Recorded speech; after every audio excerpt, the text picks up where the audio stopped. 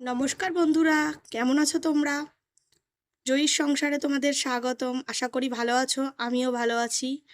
আজকের দিনটা এখান থেকেই শুরু হচ্ছে। দেখো, সকালবেলা হতে পারেনি কীরকম রোদ উঠে গেছে। তো আমি এখান থেকেই তোমাদের সাথে আজকে ব্লগটা শুরু করছি। আমার নয়নতারা গাছে বেশ কয়েকটা ফুল ফুটেছে, এখন তুলে ঠাকুর ঘরে যাব।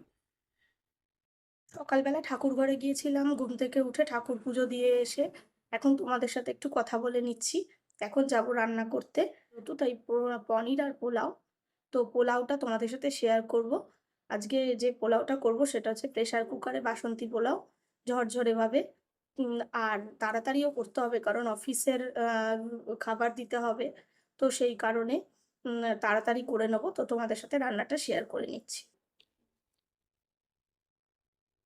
এখন আমি বানাবো বাসন্তী পোলাও।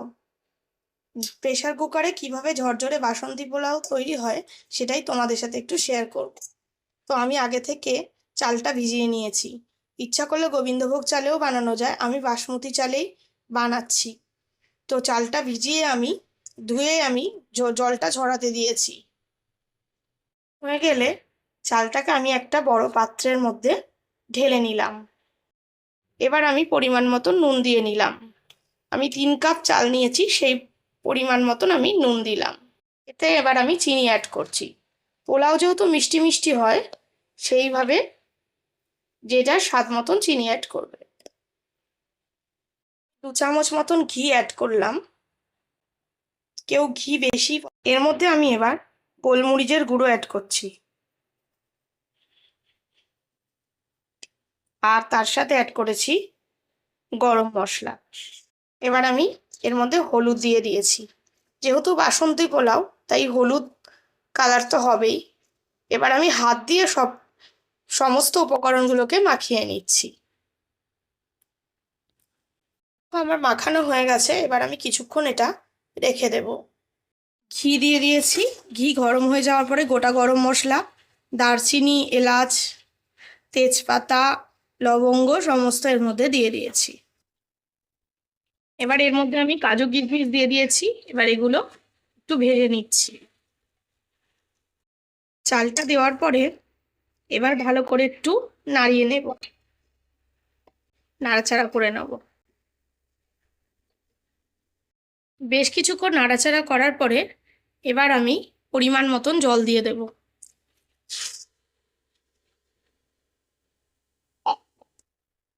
আমি জল দিয়ে দিয়েছি। আমি যেহেতু 3 কাপ চাল নিয়েছি তাই 5 কাপ জল দিলাম। চালের পরিমাণ অনুযায়ী জলটা দিতে হবে।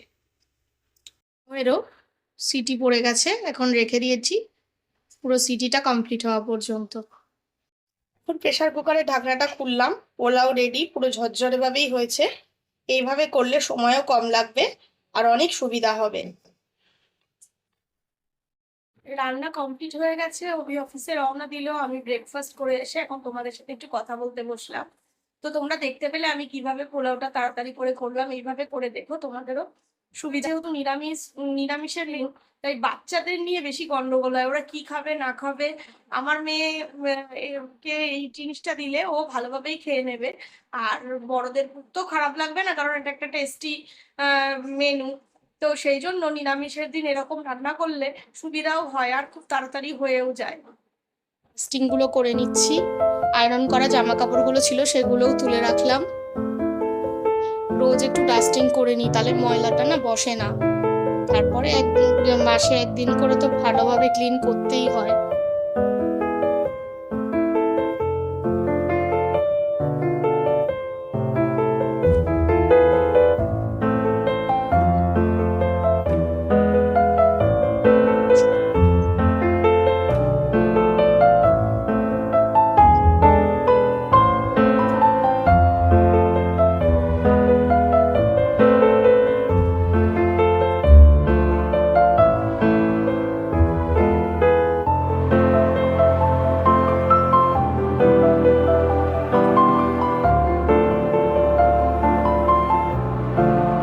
মার্কেট থেকে সবজিগুলো আনা হয়েছিল, তারপরে ধুয়ে রেখে দিয়েছিলাম। এখন এগুলোকে তুলে নেব। ধুয়ে একটু জলটা ঝরিয়ে শুকিয়ে না রাখলে না পচে যাবে। এখন এগুলোকে ফ্রিজে তুলে রাখবো। যেগুলোকে আমি এইভাবে সবজির ব্যাগে ভরে এবার এগুলোকে ফ্রিজের ডালায় ভরে রাখবো।